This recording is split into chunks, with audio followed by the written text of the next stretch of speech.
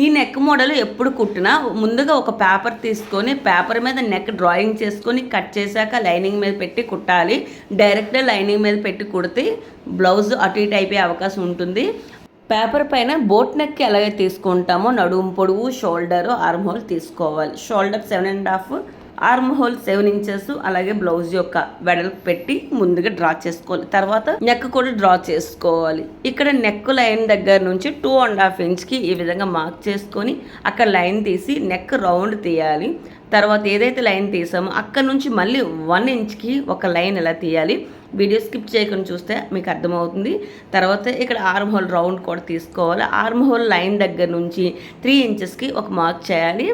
పైన ఇక్కడ వీడియోలో చూపిస్తున్న విధంగా సెకండ్ లైన్ ఏదైతే తీసామో అక్కడ నుంచి ఇక్కడ ఆర్మ్ హోల్ లైన్కి 3 ఇంచెస్ మార్క్ చేసాం కదా, అక్కడికి లైన్ తీసుకొని ఈ విధంగా కర్వ్యూస్ అయితే తీసుకోవాలి. తర్వాత నెక్ రౌండ్ కూడా తీసుకోవాలి. ఫుల్ డీటెయిల్గా క్లారిటీగా స్టిచ్చింగ్తో పాటు ఛానల్లో ఉంది చూడండి.